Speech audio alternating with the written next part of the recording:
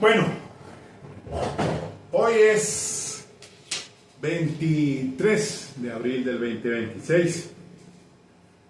Continúo entonces con este análisis de la sentencia SP 189 2026, del magistrado Solórzano Garavito sobre el tema de Colmenares. Bueno, ya entonces aquí aparece mi tablero, sintetizadas pues las sentencias, ahí las pueden tener de consulta sobre la prueba pericial. Pero pasemos entonces a la página, ya estoy en la página número 91. Dejemos atrás entonces el tema de la prueba pericial y sigamos aquí con el ítem 5.2, la postura de la sala sobre la transgresión de las formalidades que deben cumplirse en los actos de investigación, la práctica de pruebas y demás actuaciones propias del trámite penal.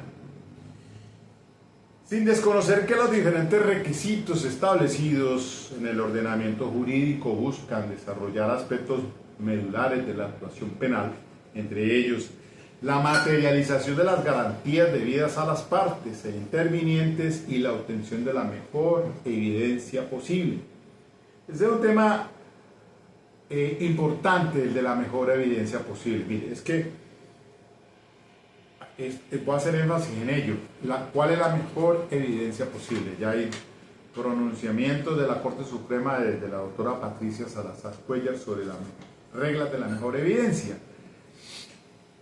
La sala ha resaltado que en cada caso debe evaluarse la trascendencia de los yerros cometidos, entre otras cosas para dar cumplimiento al mandato previsto en la norma rectora, artículo 10 de la ley 906, en hacer prevalecer el derecho sustancial, que se aviene plenamente al marco axiológico de la Constitución política. Así, por ejemplo, en materia de prueba de referencia, al referirse al cumplimiento de sus requisitos para su admisión, ha rechazado la imposición de, comillas, fórmulas sacramentales.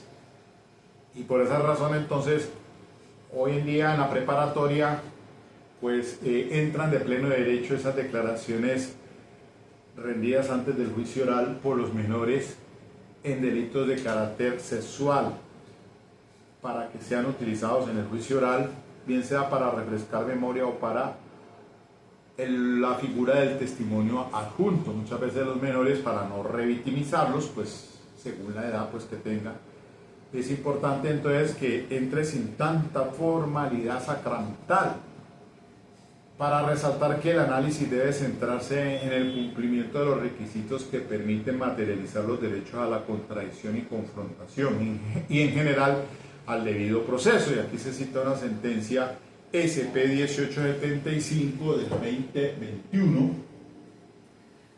radicado 55.959, y la SP 1777 del 2025, radicado 59.404.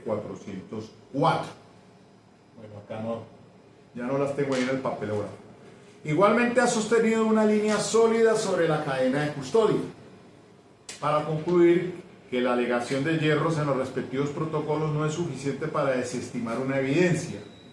Es fundamental que la parte demuestre la trascendencia que ello tuvo en el proceso de autenticación de evidencias físicas y documentos. Eso ya, pues ya la Corte se había referido al punto muchas veces, múltiples veces, sobre el tema pues de la cadena de custodia. Voy a buscar el artículo 371.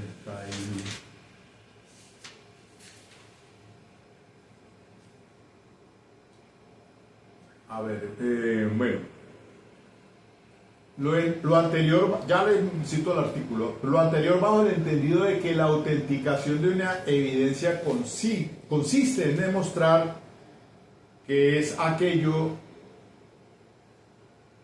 que la parte alega según su teoría del caso. Al respecto ha resaltado que en materia En esta materia tiene plena aplicación el principio de la libertad probatoria, artículo 373, sobre los hechos y circunstancias de interés para la solución correcta del caso se pueden probar por cualquiera de los medios establecidos en este código.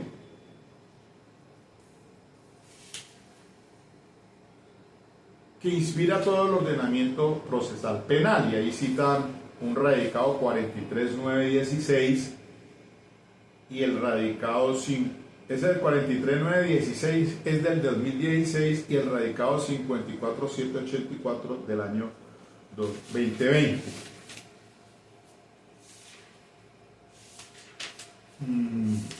Lo anterior permite comprender que los protocolos de cadena de custodia cumplen una función instrumental y por tanto no pueden ser considerados como aspectos que determinan la legalidad de la respectiva prueba, ya que lo fundamental es establecer si ésta pudo ser autenticada en los términos referidos en precedencia. Esta línea de pensamiento se aviene a la postura de la sala sobre las nulidades y los principios que inspiran, entre ellos el de trascendencia. Bajo esa lógica, reiteradamente ha concluido que la demostración de una irregularidad no es suficiente para anular un trámite. Es indispensable que se demuestre su trascendencia, generalmente asociada a la transgresión de un derecho o garantía procesal. Radicado 69.530 del 2026, ese es reciente.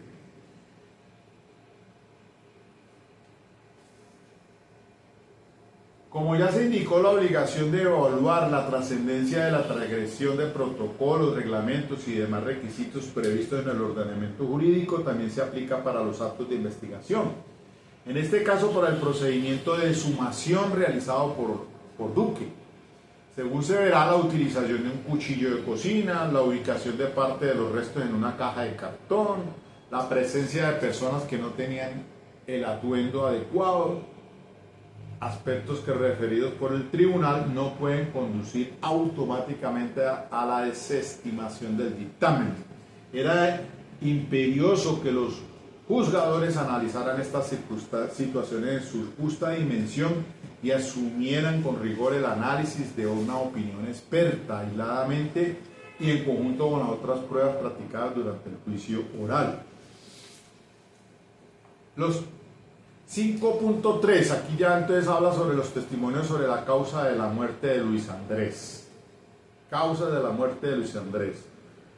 El 5.4, los aspectos fácticos allegados por los peritos de la Fiscalía. Entonces, los peritos de la Fiscalía fueron Leslie del Pilar Rodríguez, que fue la que hizo la autopsia de Luis Andrés. El doctor Duque, que hizo pues la exhumación del cuerpo. Cada uno dio una opinión allí al respecto.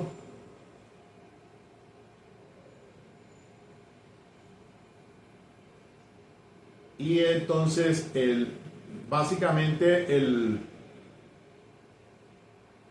doctor Duque pues dice que por descarte se trató de un homicidio. Pero mire que en la página 98 quería significarles esto. En la página 98 dice la Corte: entre los peritos existe una relativa coincidencia en que Luis Andrés Colmenares murió por asfixia, coadyuvada por los traumas cráneoencefálicos causados por mecanismos de alto impacto y su estado de ebriedad. Pero esos traumas cráneoencefálicos pues, o bien pudo haber sido por golpes producidos por terceros, o también lo que estuvo en discusión si fue caída al aire en forma vertical al caño, que se produjo ese trauma cráneoencefálico. Dice, lo anterior además es compatible con, primero, el lugar donde fue encontrado el cuerpo, en una depresión ubicada en el post culver del caño El Virrey, con presencia de agua. 2. El hallazgo de abundante líquido turbio en su estómago y vías aéreas. 3. La presencia de un hongo en la fosa nasal que, a juicio de los expertos, se origina por aspirar el líquido. La corte dice entonces, como hacen todo esto, dicen los exámenes dan lugar de que la causa de la muerte fue por asfixia, por ahogamiento.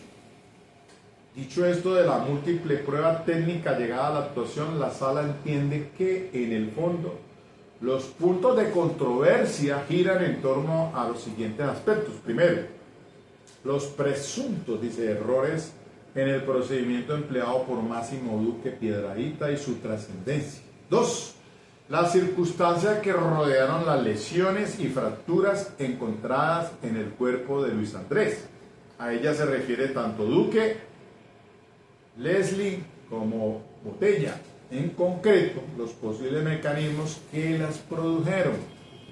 Si se trató de uno o varios impactos. Si fueron causados en un mismo momento, entre otros temas relacionados. Y si la manera de muerte fue accidental o por homicidio. Ya en el ítem siguiente, 5.5, de la demostración de los errores en los protocolos usados por Máximo Duque y su trascendencia. El punto siguiente, me adelanto mejor. El punto dice en la página 107. En síntesis, la Corte considera que, primero, no se acreditó de manera suficiente que el incumplimiento de algunos protocolos por parte de Máximo Duque hubiera incidido en los hallazgos del dictamen. 2. Existe una coincidencia razonable entre las lesiones observadas en el rostro de Luis Andrés con los lugares donde supuestamente se generaron los daños. Y 3, en cualquier caso, aun si se aceptara lo anterior, los vicios no se trasladan a las demás fracturas encontradas por el perito.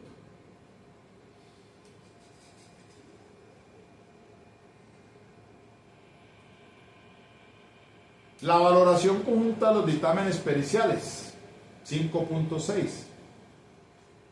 Para el perito Máximo, concluyó que la probable manera de muerte era por homicidio. Fíjate, la probable. Estamos hablando de estándares, ¿no? La probable. Cuando se hablan de orientación, de probabilidad o de certeza. Concluyó que la probable manera de muerte era por homicidio. Luego de precisar que ese concepto no era equivalente al jurídico, indicó que llegó a esa conclusión a través de un método por descarte. Explicó que el cuerpo fue ubicado en el agua, lo que lo hacía obligatorio analizar si se trataba de un accidente. Sin embargo, precisó que en el caño había poca agua y el cuerpo no presentaba signos de arrastre. No explicó las razones por las cuales adoptó esa postura, más aún cuando su labor se limitó a realizar la inspección posterior al cadáver y no fue testigo personal y directo de esos datos. Es decir, él no estuvo en la autopsia, como lo estuvo Leslie Rodríguez, él estuvo en la exhumación, hizo la exhumación, por lo tanto, entonces, ¿de dónde sacaba esos puntos? A su turno señaló que las lesiones halladas en el cuerpo de Luis Andrés no presentaban un patrón de trauma compatible con una caída de altura. Ahí es donde entonces sembró la duda de si eso había sido muerte accidental. Para lo anterior precisó que las heridas en el cráneo pueden producirse de múltiples formas. Y aquí habla algo importante que dice de que cuando el cráneo choca con una superficie se presenta una lesión de golpe contra golpe en el cerebro. Y Leslie no dijo nada al respecto, lo que hizo la autopsia.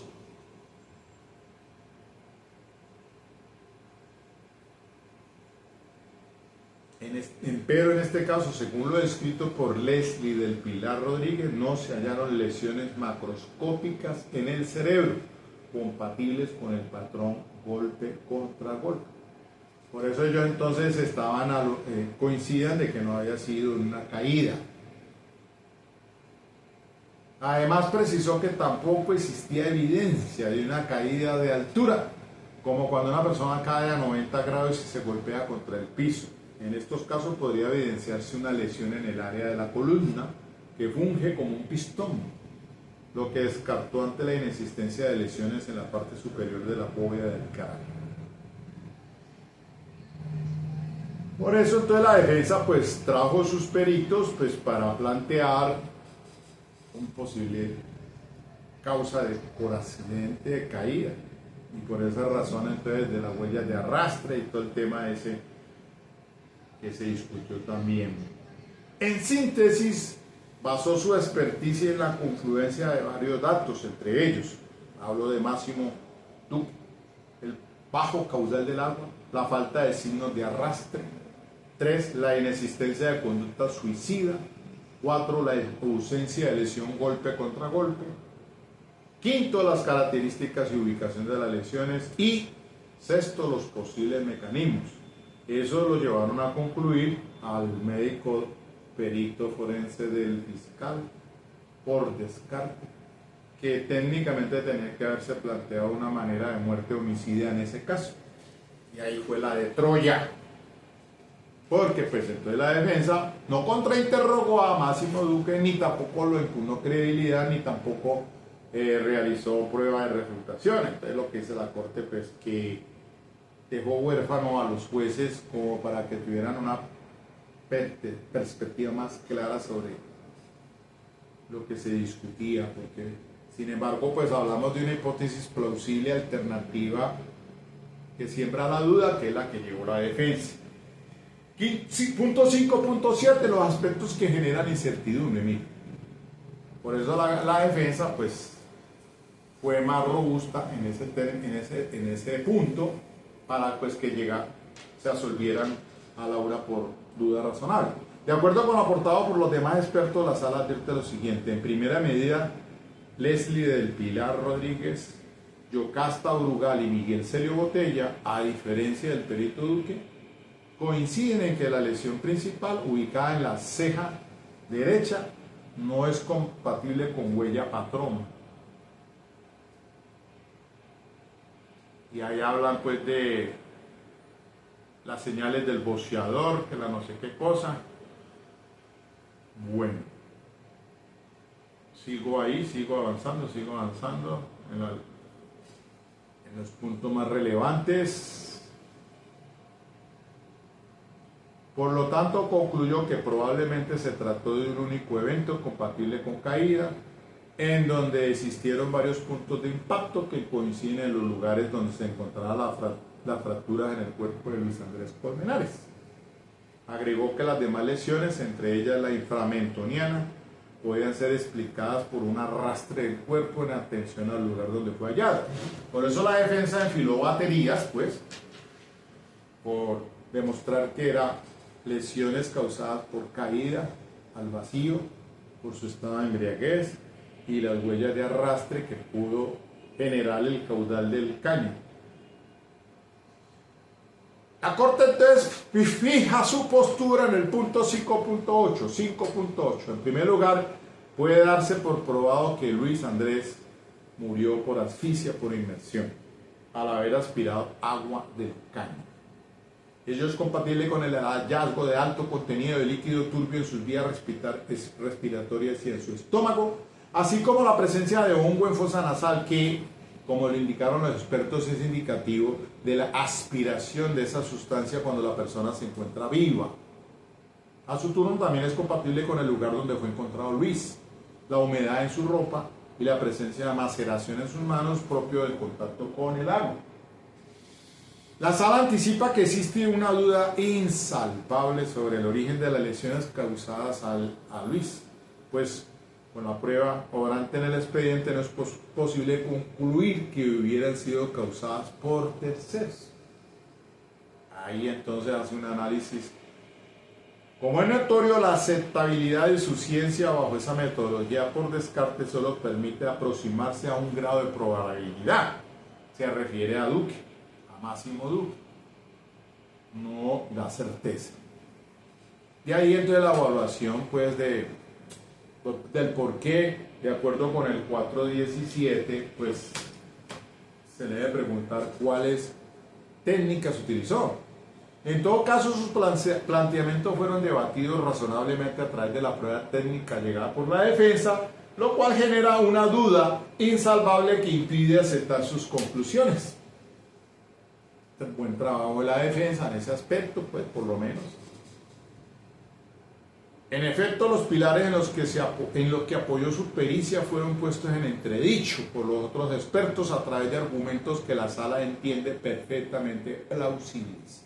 En concreto, se destacó que, primero, una caída de frente no conlleva necesariamente la presencia de lesiones de tipo golpe contra golpe en el cerebro. 2. No puede afirmarse más allá de duda razonable que la coloración negra ubicada en la zona cervical sea una hemorragia, pues también puede ser compatible con rastros de descomposición generados por el paso del tiempo y las condiciones climáticas del lugar donde se encontraba el cuerpo. 3. No puede descartarse que las fracturas halladas en el cráneo de Luis también sean compatibles por una caída de frente. Lo anterior, bien porque existe un impacto capaz de irradiar las otras lesiones a través del cráneo, como lo sostiene Botella, o bien porque, a pesar de tratarse de un solo evento, pueden existir varios puntos de impacto que coinciden con las zonas prominentes de la cara: arco supraorbital, nariz, pómulos y mentón.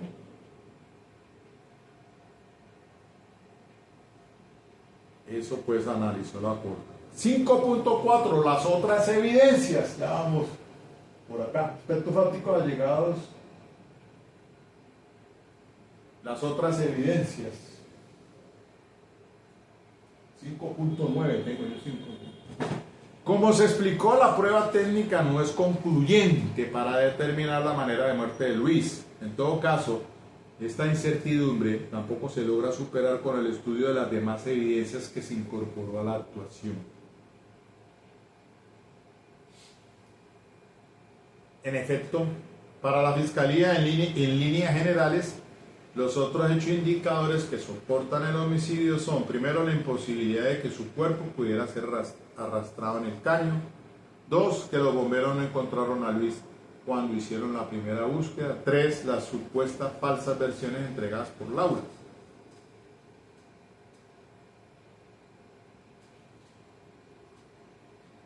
Pero la Corte advierte que hay dudas sobre el caudal del caño. Por ejemplo, los demandantes se refieren a los testigos. Bueno, ahí se ubica la Corte haciendo un estudio, pero no me voy a avanzar.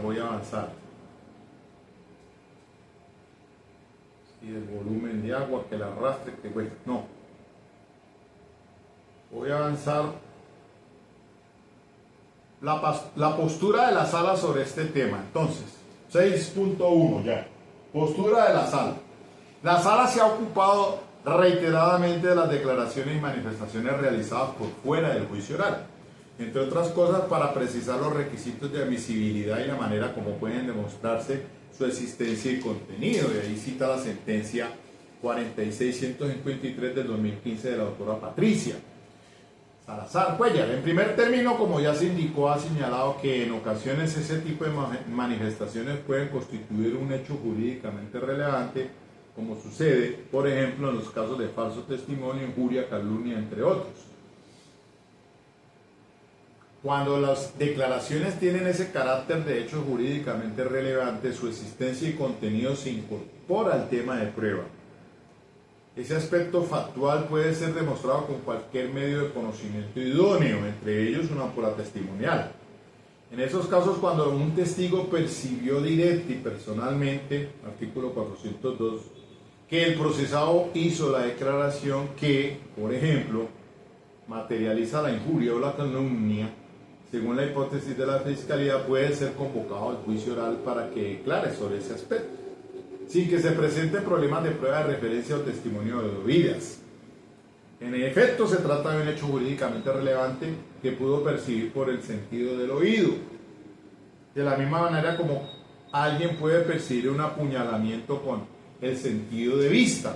Y aquí me detengo para Acuérdese en el caso en Bogotá, ese señor que lo cogieron dándole patadas a otro todo ensangrentado, que no tenía arma, en ese momento arma cortopunzante, pero sí el señor tenía una puñalada que esa fue la causa de la muerte. Y ese señor, el victimario, dijo y expresó el tema ese de que por una bicha y que por loca había hecho lo que había hecho. Era la única persona que estaba allí pateando a ese señor casi inconsciente, ensangrentado. Y hechos indicadores y prueba indiciaria que dieron para condenar y establecer la responsabilidad penal. Entonces ahí se habló nuevamente la Corte en esa sentencia, creo que la SP-1202 del 2025, radicado 59892 del 7 de mayo del 2025, Carlos Roberto Solórzano también, para diferenciar entre el testimonio de oídas de la prueba de referencia. Porque es que el policía lo escuchó decir a él, al victimario, esas expresiones, y entonces el policía era testigo de oídas, él lo escuchó de lo que él dijo, entonces no iba a ir como una prueba de referencia, no, pues le escuchó decir al acusado eso de propia voz. Se trata de un hecho jurídicamente relevante, en ese caso que le digo, pues claro, la motivación. Aunque no necesariamente, como dice la Corte acá, no se necesita establecer los motivos para evitar la condena, pero sí, en ese caso he hecho indicadores de por qué él estaba allí apateando y casi en estado de moribundo. Se trata de un hecho jurídicamente relevante que pudo percibir por el sentido del oído del policía, pues que escuchó eso. De la misma manera como alguien puede percibir un apuñalamiento con el sentido de la vista. Finalmente, todo depende de la hipótesis factual decantada por la Fiscalía, lo que reafirma la importancia de que la imputación y la acusación únicamente se formulen cuando, primero, la hipótesis fáctica esté suficientemente clara. 2. Se haya establecido su relevancia jurídica en la medida en que incluye los referentes factuales de los elementos estructurales de las normas penales seleccionados. Y 3. Se constate que encuentra suficiente respaldo en las evidencias físicas y demás información legalmente obtenidos en los ILU, según los estándares establecidos por el legislador. Inferencia razonable, imputación, probabilidad de verdad en la acusación. Así, una declaración rendida por fuera del juicio oral puede tener la calidad de hecho jurídicamente relevante o de prueba de referencia, dependiendo de la hipótesis fáctica planteada. Un ejemplo: si Juan le cuenta a María que pudo ver cuando Pedro se apoderó de un televisor, el carácter de la declaración de Juan podrá tener los siguientes alcances. Primero, si se trata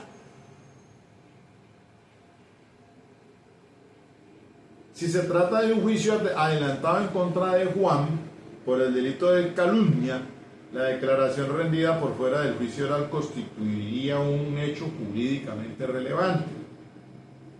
Y por tanto, María puede ser convocada como testigo de la existencia y el contenido de esas declaraciones, sin que se presentaran problemas de prueba de referencia, claro, porque ella escuchó a Juan decir eso, que Pedro se robó un televisor. 2. Si se trata de un proceso adelantado en contra de Pedro por un delito de hurto, la declaración de Juan, rendida por fuera del juicio oral, constituiría prueba de referencia, claro, porque Juan es testigo de que Pedro se robó eso. Entonces, esa declaración sería una prueba de referencia cuya admisibilidad deberá analizarse a la luz de los artículos 447 y siguientes de la 906. Y tercero, en este último evento de admitirse la declaración de Juan como prueba de referencia, María podría ser convocada para demostrar la existencia y el contenido de esa declaración. Algo semejante sucedería si, por ejemplo, la declaración o manifestación realizada por el procesado por fuera del juicio oral pretende ser utilizada como hecho indicador del dolo o de cualquier otro hecho jurídicamente relevante. En esos eventos, quien la haya escuchado podrá ser convocado como testigo del juicio oral para esos precisos efectos. La Sala ha precisado que en el ámbito de la 906, cuando un testigo es llevado al juicio oral para que declare sobre la existencia del contenido de una declaración que constituye prueba de referencia, no tiene la cabida la teoría de oídas, de testigo de oídas, desarrollada con amplitud en la ley 600, donde no está regulada la prueba de referencia. Simplemente será el medio utilizado por la parte interesada para demostrar la existencia y contenido de la prueba de referencia. Como también puede ser el documento donde está plasmada esa entrevista o una declaración jurada rendida por fuera del juicio oral. La sentencia radicado 60889 SP 722 del 2025.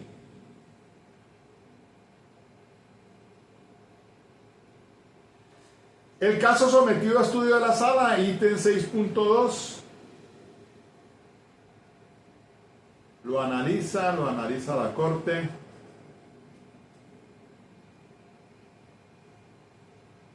Vamos a adelantar. Quiero ir a...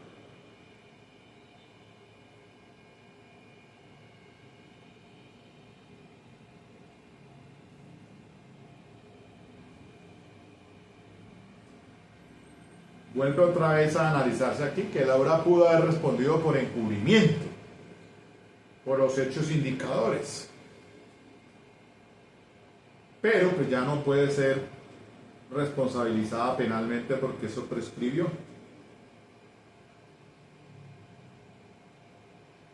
Síntesis y conclusiones. La Fiscalía incurrió en errores notorios desde la delimitación de la hipótesis del trabajo hasta la estructuración de la hipótesis de hechos jurídicamente relevantes.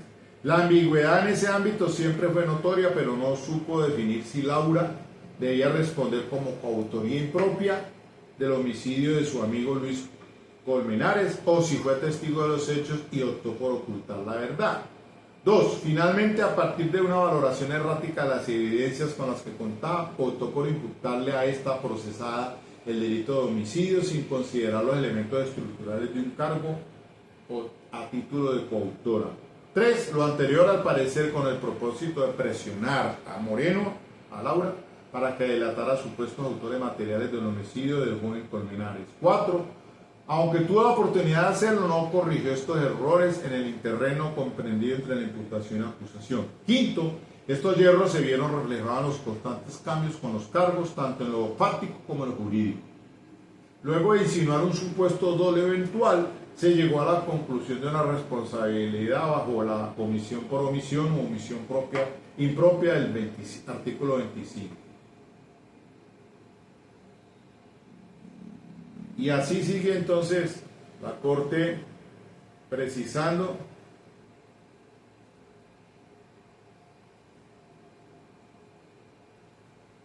en varios puntos